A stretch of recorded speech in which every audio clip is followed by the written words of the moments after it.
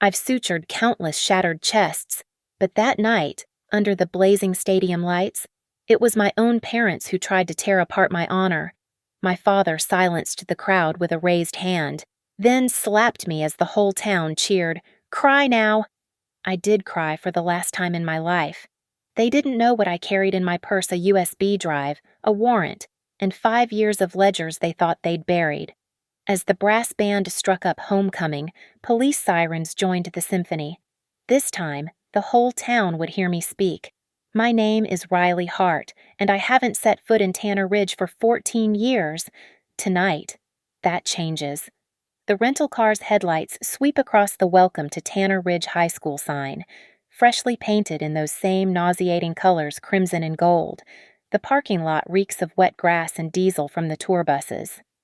I kill the engine and sit for a moment, watching families stream toward the stadium where the homecoming ceremony will honor distinguished alumni. My surgical hands, steady enough to repair infant hearts, tremble slightly as I check my phone. 7:45 Lena's text glows on the screen. "Are you really coming, Aunt Riley?" I am, for her. The field blazes under Friday night lights. I navigate through clusters of people who don't recognize me yet. Good. My parents hold court near the stage. Grant Hart in his $1,000 suit playing the benevolent contractor who built half this town, while my mother Marla clutches her clipboard, every inch the devoted Booster Club president. The sight of them makes bile rise in my throat. Riley Hart. Coach Whitaker appears at my elbow, older now, his face creased with surprise. "Heard you became some big-shot doctor." "Cardiac surgeon," I correct quietly. "Just visiting." He studies me with those sharp eyes that never missed a play. "Your folks know you're here. They're about to—" I spot Lena by the concession stand, hunched into herself the way I used to. 14 years old and already learning to disappear. Her eyes find mine across the crowd, wide, desperate, pleading. The bruise on her upper arm is covered by makeup, but I know the signs. I've worn them. The microphone squeals. Principal Morrison, new since my time, announces the recognition ceremony for distinguished alumni donors. My parents ascend the small stage like royalty greeting subjects. Marla spots me first. Her perfectly painted smile freezes, recovers, stretches wider. She whispers to Grant. I move through the crowd, feeling every eye as recognition ripples outward. The prodigal daughter returns. Grant watches me approach, his jaw set in that familiar line that used to precede punishment. But we're not in his house anymore. We're in public, surrounded by his carefully cultivated image. Riley. He doesn't move to embrace me. Surprised you could tear yourself away from— where is it you work? Some hospital, Redwood Cross Medical Center. I run the cardiac surgery department. Marla's laugh tinkles like breaking glass. How lovely. Everyone, our daughter's here. She's a doctor now. The way she says it sounds like an accusation. I step forward to hug her, a calculated move. She stiffens but plays along for the audience. Then Grant's hand shoots out, catches my face. The slap echoes across the field. The crowd gasps. Then nervous laughter ripples through them. Some think it's a joke. Others remember this is just how Grant Hart shows affection. Don't act tough, he says, loud enough for everyone to hear. Cry now. Show them you're still our little girl. My cheek burns. I taste copper where my teeth cut my inner lip. The crowd waits, some with phones half raised, others shifting uncomfortably. I catalog every face, every reaction. Mrs. Patterson from the church auxiliary board, Dan Morrison from the construction company, Sheriff Wade, Grant's poker buddy, who's suddenly very interested in his shoes. I don't cry. Instead, I smile. Thank you, Dad. That reminds me exactly why I came home. Marla grabs my arm, her manicured nails digging through my sleeve. Don't you dare make a scene. We've given everything to this town, this school. Yes, I agree, extracting my arm. You've taken quite a lot from this town. The Booster Club funds, the construction contracts, the scholarship money that never quite reaches the students who need it. Grant's face darkens. You watch your mouth. Girl. I'm 32 years old. I've saved more lives than he's destroyed, and he still calls me girl. I'll do more than watch, I promise, backing away toward Lena. Enjoy your moment on stage. It's the last one you'll have. I reach Lena, put my arm around her thin shoulders. She's shaking. Did you bring it? She whispers. I pat my purse. Everything's there. The USB drive. The warrant I convinced Judge Hernandez to sign at 6:30 this evening.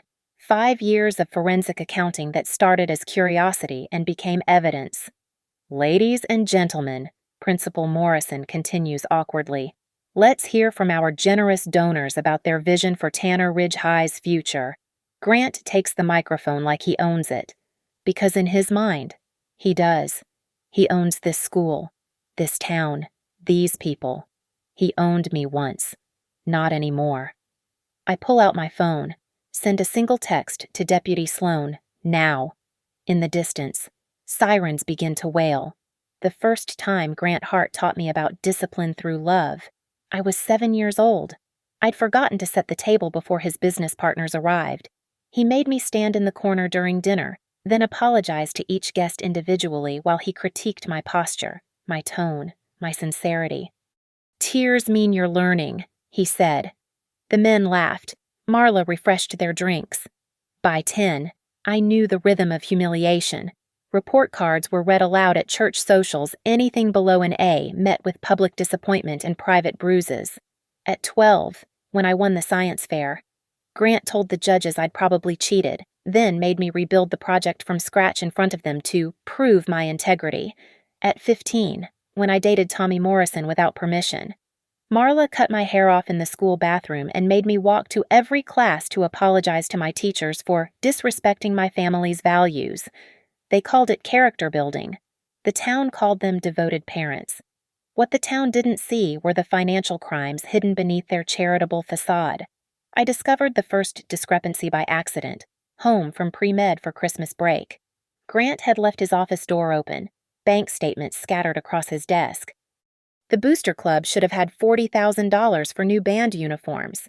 The account showed $12,000. The difference had funded Grant's new truck, labeled as equipment for student transport. But I was 18 then, powerless and desperate to escape. So I did what I'd always done. I survived. I left for medical school on loans I could barely afford, only to discover years later that Grant had already taken out additional loans in my name. $23,000 of debt I never knew existed until the collections notices found me during my residency. He'd forged my signature with practiced ease. Marla was subtler. She skimmed from fundraisers, a few thousand here and there, the carnival proceeds that came up short, the Christmas dance funds that somehow never quite covered costs. She kept 2 sets of books, one for the school board, one for herself. She taught Sunday school and stole from the offering plate, then blamed declining donations on families struggling these days. I started documenting everything during my 4th year of residency. Every Facebook post about a fundraiser, I'd screenshot. Every public filing, I'd download. When former students complained online about scholarships they'd been promised but never received, I took notes. 5 years of digital breadcrumbs that led to a feast of evidence. The breaking point came 6 months ago. Lena called me at 2:15 Mom, crying so hard I could barely understand her. Grant had thrown her phone against the wall for texting after 9 p. Mom. Marla had made her sleep in the garage as punishment for disturbing the household peace. She was 13 years old. I drove 14 hours straight, still in my scrubs from a marathon surgery. Found Lena at school, saw the fingerprint bruises on her arms, the way she flinched when teachers raised their voices. The same trauma responses I'd carried into adulthood, now being carved into another generation. Why don't you report them? She'd asked me then. I'm going to do something better, I promised. I'm going to destroy them properly, publicly, permanently. That's when I hired Maya Ortiz, a forensic accountant who specialized in nonprofit fraud. What she found exceeded even my expectations. $300,000 over 8 years. Fake invoices to Grant's construction company for repairs never made. Scholarship funds diverted to offshore accounts. Church restoration money that restored nothing but the Hart family portfolio.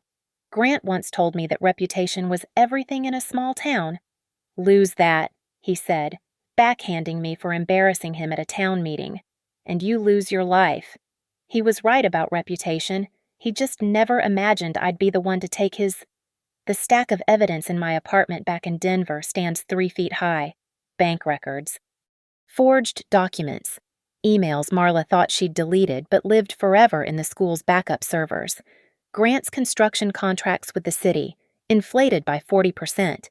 The excess kicked back through shell companies. Every slap, every public humiliation, every lesson in character had taught me exactly what I needed to know: how to wait, how to watch, and how to perform surgery with absolute precision.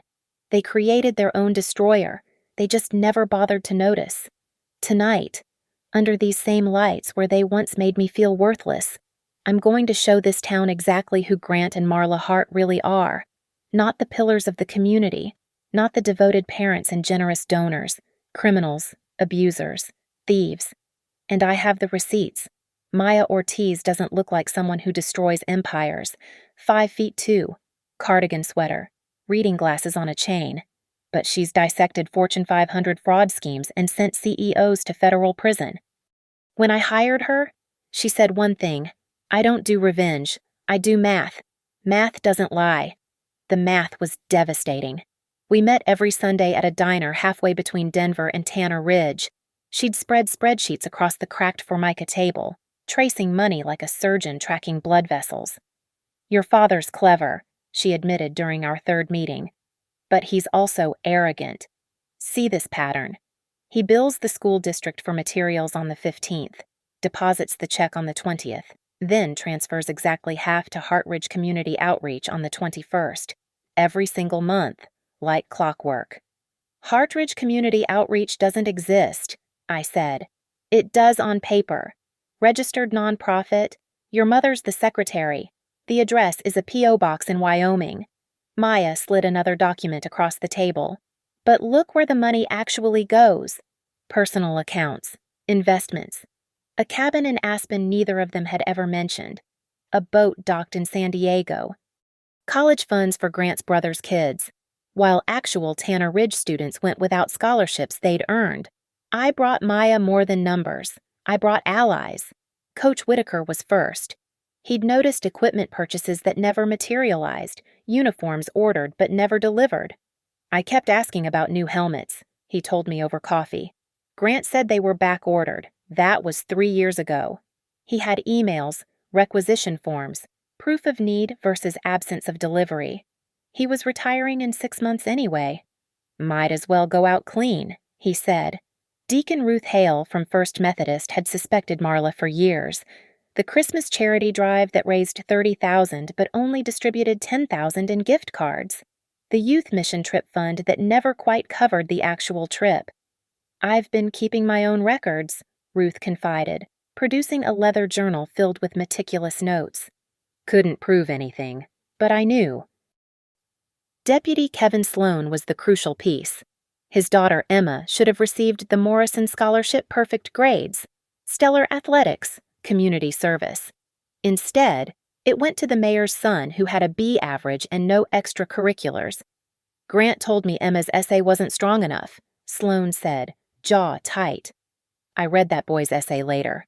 It was Emma's, word for word.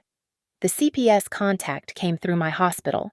Melissa Rodriguez had worked Lena's case peripherally when teachers reported concerns. "We couldn't get traction," she explained. "Your parents are too connected, too careful in public. But if we had evidence of financial crimes involving minors, federal statutes apply. That changes everything."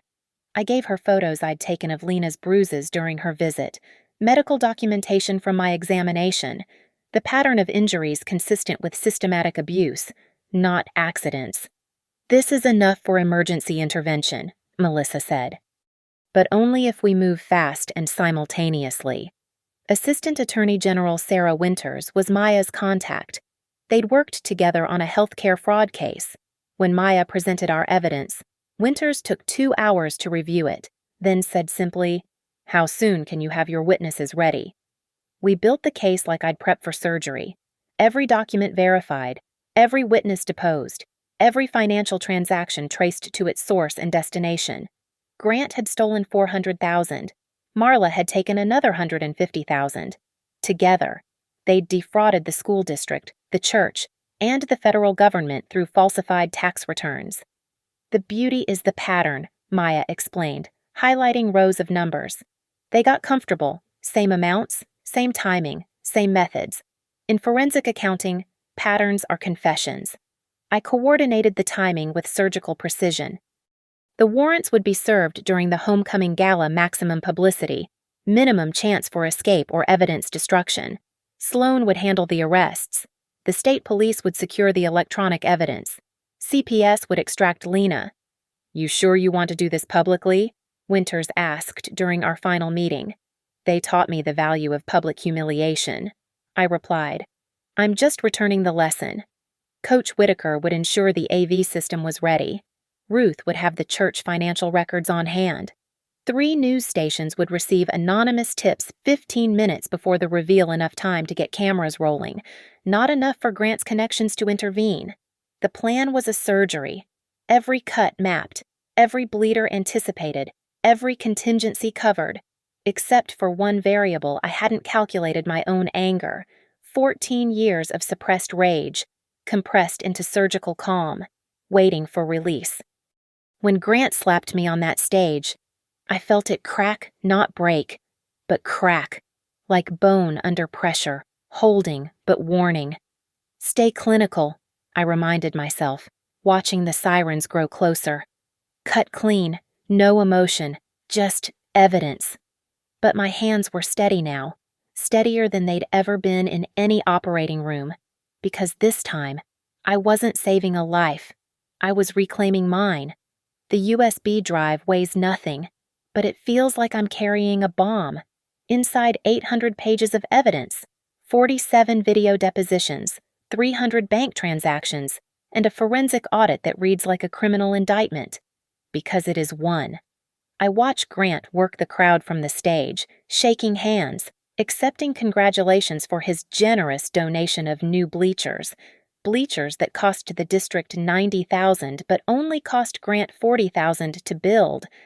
The $50,000 difference sits in the Hartridge Community Outreach account, waiting to be transferred to their personal investment portfolio next Tuesday. It won't make it that far. "You're really just a nurse, right, Mrs. Patterson?" asks me, Grant's version of my career already spreading. "At some clinic. Something like that," I agree, letting them underestimate me. Better they think me small, harmless, defeated. Coach Whitaker catches my eye from the AV booth, taps his watch. 8:30 p.m. The recognition ceremony starts in 15 minutes. I excuse myself, claiming I need to use the restroom, and make my way to him. "Equipment's ready," he confirms, showing me the HDMI cable already connected to the projection system. "Just plug and play. You'll have full screen control." I hand him a second USB. "Backup. If something happens to me, you run this." His weathered face hardens. "They won't touch you, not with everyone watching." "They've done worse with everyone watching." Lena intercepts me behind the concession stand. "Aunt Riley, I'm scared." Of what happens next? Of going back home after? I pull out my phone, show her the emergency custody order Melissa Rodriguez expedited through family court 6 hours ago. "You're not going back, ever. Pack a bag tomorrow morning, just essentials. Leave it in your locker. By tomorrow night, you'll be in Denver with me." Her eyes fill with tears, relief, not sadness. "They'll fight it. They'll be in federal custody. Hard to fight from there." Principal Morrison's voice booms across the field.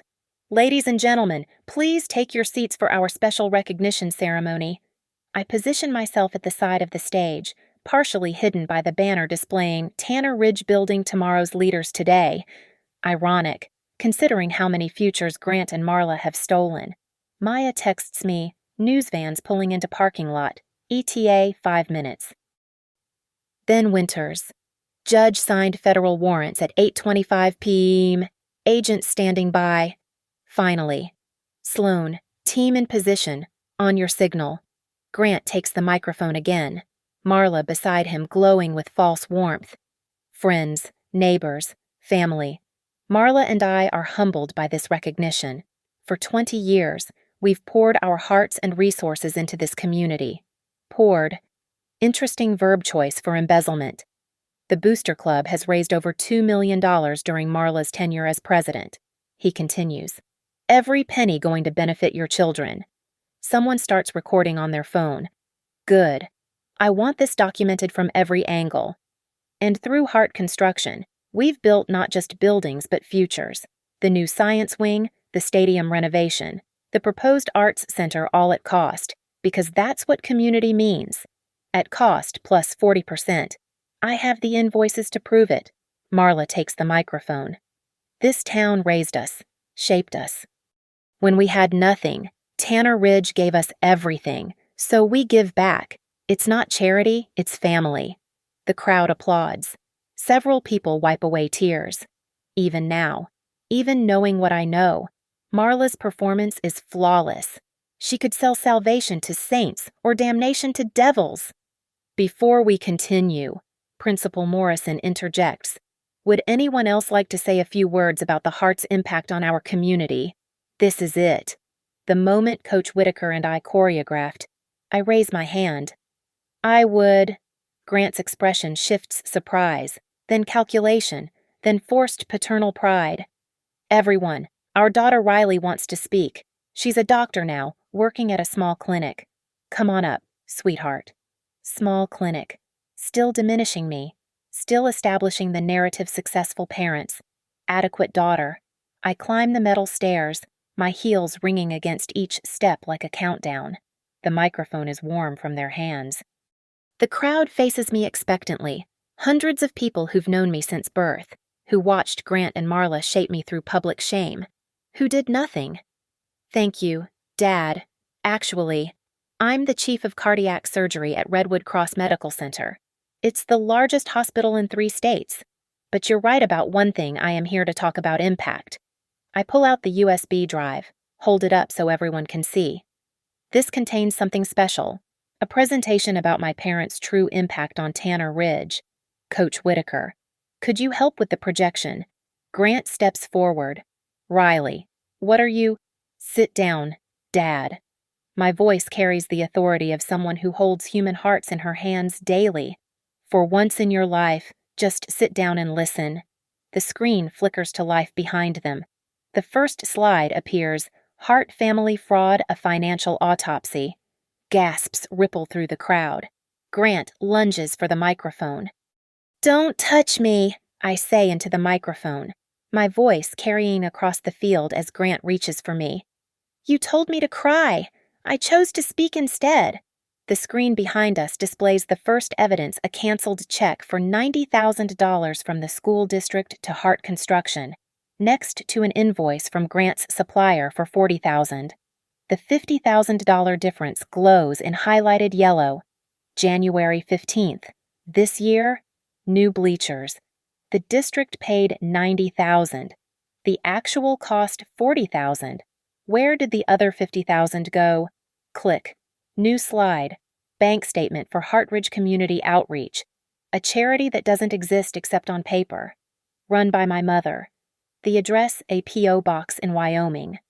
Marla stands, her composure cracking. Riley, you don't understand business. I understand fraud. Click. February. Stadium sound system. Build $60,000. Actual cost $25,000. Click. March. Science lab renovation. Build $200,000. Actual cost $120,000. The crowd's murmur builds. Someone shouts, "That's our tax money." I continue, my voice clinical. Each word a scalpel cut. But Grant's construction fraud is nothing compared to what Marla did with your donations. Click. The Booster Club ledger appears 2 versions side by side. The real books, and the ones you were shown. Last year's homecoming fundraiser, you raised $43,000. The official report showed $28,000. $15,000 difference. Where did it go? Click. Pictures of a cabin in Aspen, a boat in San Diego, European vacation photos from Marla's Facebook. Mom, you posted these yourself. Blessed to enjoy God's gifts. You wrote, God's gifts. Purchased with money meant for band uniforms, sports equipment, scholarship funds. Ruth Hale stands up in the crowd. I have the church records too. 3 years of Christmas charity drives, skimmed exactly the same way. Parents are on their feet now, voices rising. My daughter's violin scholarship, the football team's travel funds, the senior class trip money. Grant grabs for the microphone again. I sidestep him, continuing. Emma Sloan. I point to her in the crowd. Valedictorian, perfect SATs. You should have received the Morrison Scholarship, but your essay wasn't strong enough, according to my father. Want to know why? Click. 2 essays appear side by side identical. Because the mayor's son submitted the exact same essay. Your essay, Emma, word for word. My father made the selection. The mayor's construction permits for Grant went through the next week. Deputy Sloan steps from the shadows, hand on his service weapon. Not for me, for Grant, who's advancing again. But let's talk about the smallest victims. My voice drops, forcing everyone to lean in. The 3rd grade class that held car washes all summer for new computers. $7,000 raised. How many computers did they get? Mom. Marla's mouth opens, closes. 0. Because you needed that money for what you called administrative costs. You bought a new living room set that week. I click through more slides. Rapid fire now. Check after check. Transfer after transfer. The forensic money trail Maya mapped glowing on the screen like neural pathways of greed. $400,000 from construction fraud. $150,000 from embezzled donations. $550,000 stolen from this community over 8 years. A woman screams from the crowd. My son worked 3 jobs for college. You told us there wasn't enough scholarship money. Another voice. The special needs program got cut because of budget constraints. Grant makes one more lunge for me, his mask finally slipping, violence flashing in his eyes, the same look before every beating, every humiliation. But this time, I don't flinch. This time, the whole town sees him for what he is. Go ahead, Dad. Hit me again. Show everyone what you really are. He stops. Realizes the cameras are rolling news cameras now, their red lights glowing like surgical lasers. Channel 7, Channel 9, Channel 13. Maya's anonymous tips worked perfectly. You ungrateful, he starts. The word you're looking for is honest. I turn back to the crowd. I have copies of everything for law enforcement, federal investigators, the IRS, because theft is bad enough. But tax evasion, that's federal prison. Marla collapses into her chair, perfectly styled hair wilting under the stage lights. Wait, someone shouts. What about Lena? If they're going to jail, what happens to Lena? I look directly at my niece, standing near the fence. She'll be safe, for the first time in her life. She'll be safe. The sound of sirens, which had been distant, now fills the air. Red and blue lights flash across the field. Not just Deputy Sloan's car state police, federal agents, the full weight of justice arriving at once. I key the final slide. For those who suffered in silence, for those whose futures were stolen, for every child who deserved better, this is for you. Then, the last image, a photo of 7-year-old me, standing in a corner at one of Grant's business dinners, tears streaming down my face while the adults laughed. You taught me not to act tough. Dad, you taught me to be tough. Consider this graduation day. The gymnasium doors burst open. Deputy Sloan enters first, followed by 6 state troopers and 4 federal agents in Navy windbreakers with FBI financial crimes printed across the back. Their shoes squeak against the polished floor, the sound cutting through the crowd's chaos like a heart monitor flatlining. Assistant Attorney General Sarah Winters steps onto the stage, her heels clicking with metronomic precision. She pulls out a document, holds it where everyone can see the federal seal. Grant Hart, you're under arrest for federal wire fraud, tax evasion, conspiracy to commit fraud, and theft of federal funds. She turns to my mother. Marla Hart, you're under arrest for embezzlement, money laundering, fraud, and conspiracy. Grant's face purples. This is ridiculous. I'll have your badge. You'll have the right to remain silent. Sloan interrupts, pulling out his cuffs. The metallic ratcheting echoes across the field. Anything you say can and will be used against you in a court of law. The crowd presses closer. Parents who bought raffle tickets, donated to fundraisers, volunteered countless hours, all watching their pillars of the community crumble. Someone starts recording on Facebook Live. The title reads, Hart Family Exposed Live. Ruth Hale pushes through the crowd, waving a leather journal above her head. Officers, I have 3 years of church financial records. Every diverted donation, every skimmed collection plate, Coach Whitaker follows with a cardboard box. Equipment orders that were paid for but never delivered. 4 years' worth. More voices rise. They told me my daughter's diabetes supplies weren't covered by the team insurance. The memorial fund for the Jacobson family, did that even exist? My mother's cancer benefit raised $30,000, we only saw $8,000. Marla attempts to stand, but Agent Williams places a firm hand on her shoulder. Ma'am, please remain seated while we secure the scene. Riley, Marla's voice cracks, her perfect composure shattering like surgical glass. How could you? We're your parents. We raised you. You raised me to recognize abuse, to document evidence, to survive until I was strong enough to stop you. Grant struggles against Sloane's grip as the handcuffs click into place. You think you've won? I built this town. These people need me. No, Dad. They needed justice. A commotion erupts near the concession stand. Melissa Rodriguez from CPS approaches with 2 officers, holding official documents. She climbs onto the stage, addresses Marla directly. Mrs. Hart, we have substantiated reports of child abuse and neglect regarding Lena Hart. Given your impending federal custody and the documented evidence of physical abuse, we're removing Lena from your home immediately. Lena starts crying, relief, not fear. A woman near her, Mrs. Chen from the library, puts a protective arm around her shoulders. Additionally, Rodriguez continues, we'll be reviewing all minor children who had extended contact with your household over the past decade. The implications ripple through the crowd.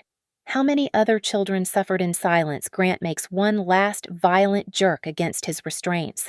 Breaking free from Sloane's grip for a second, he lunges toward me, spit flying from his mouth. You destroyed us, your own family.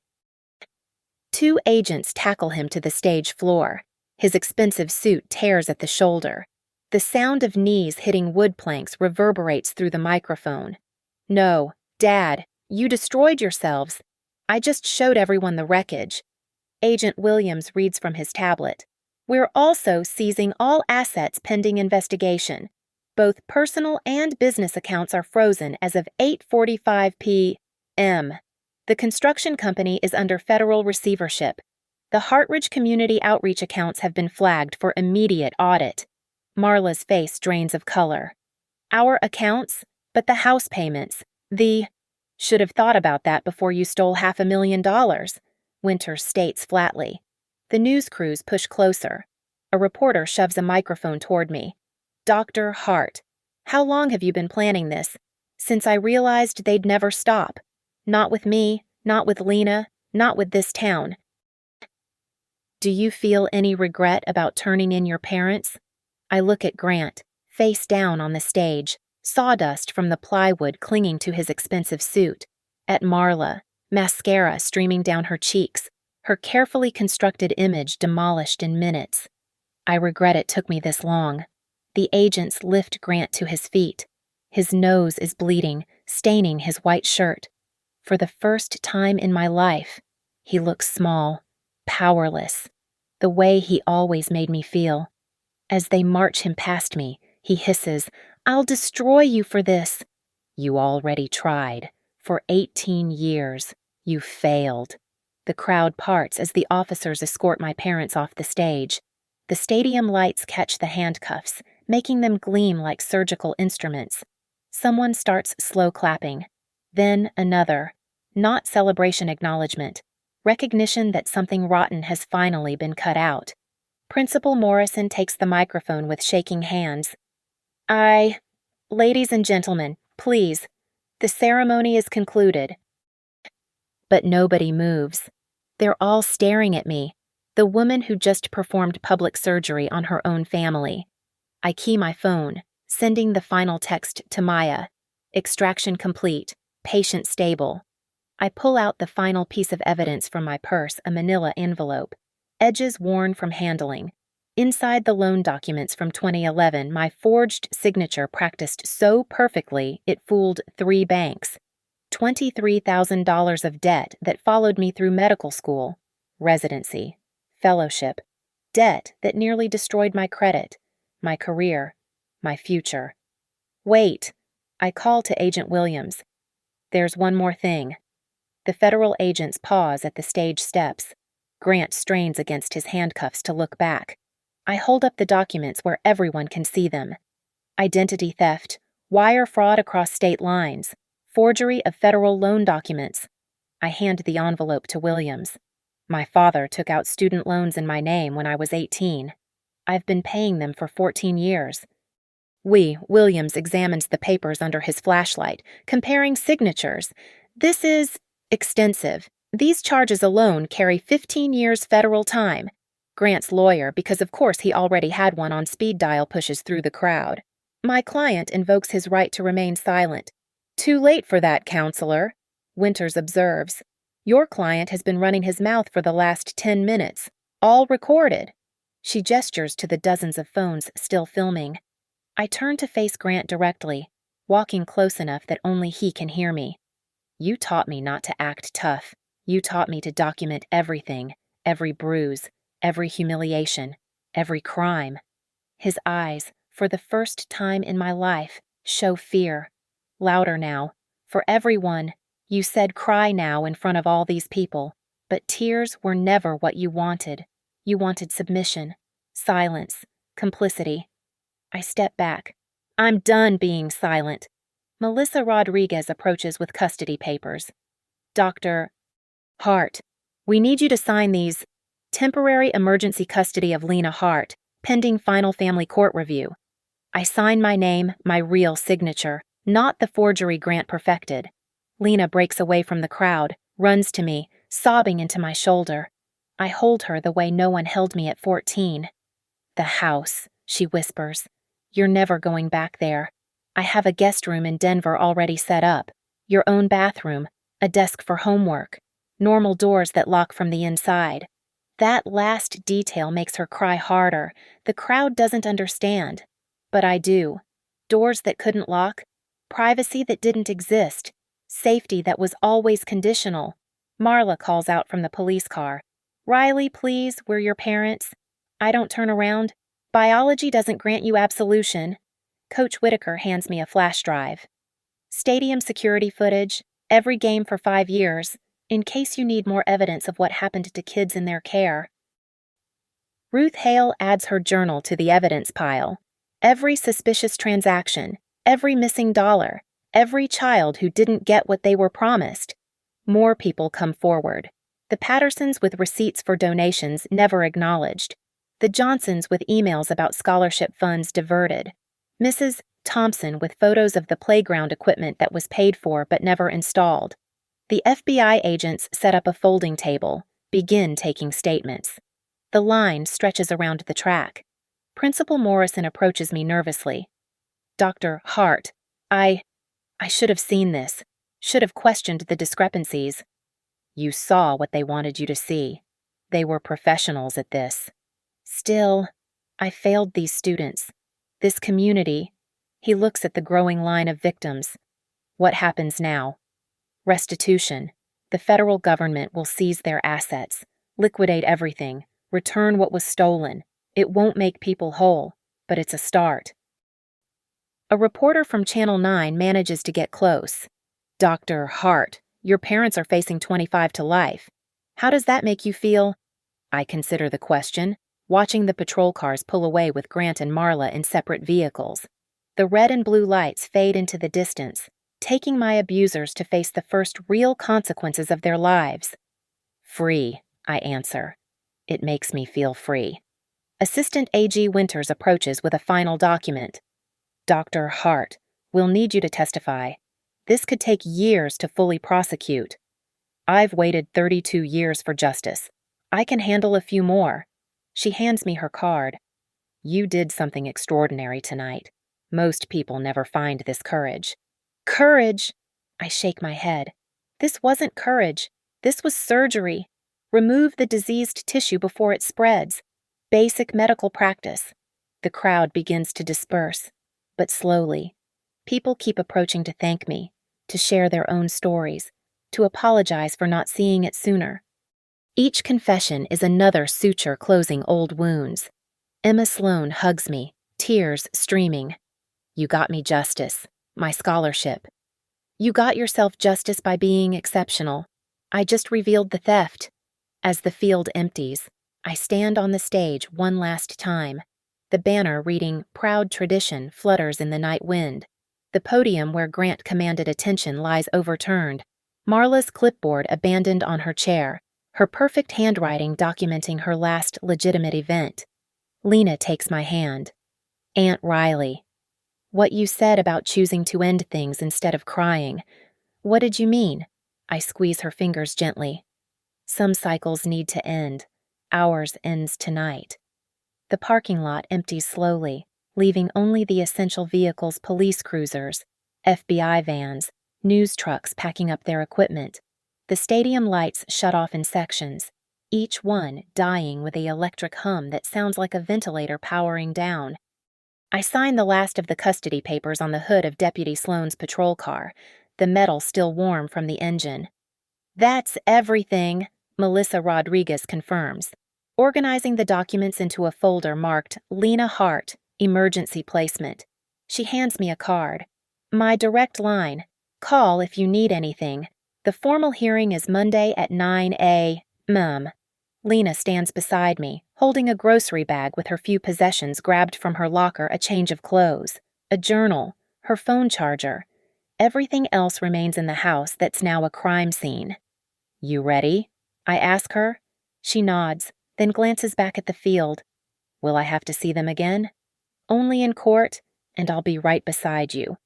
Agent Williams approaches with an evidence receipt. Dr. Hart, the USB drive and all supporting documents have been cataloged. You'll get copies for the civil suit. Civil suit. After the criminal trial, after the restitution. Years of legal procedures stretch ahead, but each one is a scalpel cut, removing more of their influence, their power, their ability to hurt anyone again. The last news van pulls away. The reporter from Channel 7 had asked me for an exclusive interview. I declined. The evidence speaks louder than any soundbite could. Coach Whitaker is the last to leave, pausing by my rental car. Riley, what you did tonight, that took real guts. No, Coach, it took planning. Guts would have been doing this at 18. He shakes his head. You weren't ready then. Tonight, you were a surgeon. Perfect timing. Perfect execution. As we drive away from Tanner Ridge High School, Lena finally speaks. Aunt Riley Mom kept saying we're family, that family protects each other. She's right about one thing. Family does protect each other, which is exactly what I did tonight, protected you, protected this town's children, protected futures that would have been stolen. But they're still family. I pull over, turn to face her directly. DNA doesn't erase abuse. Being born to someone doesn't mean you owe them your suffering. Family, real family, doesn't require you to bleed for belonging. She nods slowly, processing. The guest room you mentioned. It's really mine. It's really yours. With a door that locks, windows that open. No one enters without permission. And I can put things on the walls, whatever you want. For the first time tonight, she almost smiles. We merge onto the highway heading toward Denver. In the rearview mirror, Tanner Ridge shrinks to a cluster of lights, then disappears entirely. My phone buzzes with messages, Maya confirming the asset freeze is complete, Winters scheduling depositions, my surgical team wondering if I'll make Monday's scheduled operations. I will. This was always about returning to the life I built, not the one imposed on me.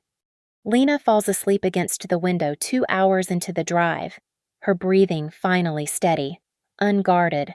No more sleeping with one eye open, listening for footsteps, measuring the weight of approaching anger. At 1:15 a.m., we reach my apartment building in Denver. The doorman helps with Lena's single bag, doesn't question the late arrival or the exhausted teenager.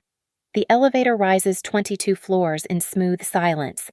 Inside my apartment, I show Lena her room already furnished, waiting. I'd been preparing for months, knowing this night would come.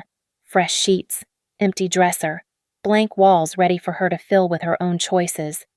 "Thank you," she whispers. "Don't thank me. This is what family actually does." After she closes her door and I hear the lock click, that beautiful sound of chosen safety, I stand in my living room looking at the Denver skyline. Somewhere in Federal Holding, Grant and Marla are learning what powerlessness feels like. Somewhere in Tanner Ridge, families are calculating what was stolen from them. Somewhere in my past, a 7-year-old girl standing in a corner finally stops crying. My phone shows 57 messages, former classmates expressing shock, patients wondering if I'll be in the news, my surgical team offering support. I delete them all except one from Maya. Perfect execution, textbook financial takedown, proud to be part of your OR team. I pour a glass of wine, the good stuff, saved for occasions that matter, and toast the city lights. Not in celebration, but in acknowledgement. Some surgeries take 14 years to complete. Some cancers metastasize through generations before someone finally cuts them out. Tomorrow, I'll return to the hospital where I save lives with my hands. Tonight, I saved lives with the truth. Grant said I should cry. Marla said I was ungrateful. Tanner Ridge said they were pillars of the community. I said enough. And for the first time in 32 years, that's exactly what it is. Enough. Thank you so much for listening to this story. I'd love to know where in the world you're listening from. Drop a comment below and let's connect. If this story of justice and redemption resonated with you, please subscribe to the channel and share your thoughts. What would you have done in Riley's position? Your stories and perspectives make this community special. Until next time, remember, sometimes the greatest revenge is simply revealing the truth.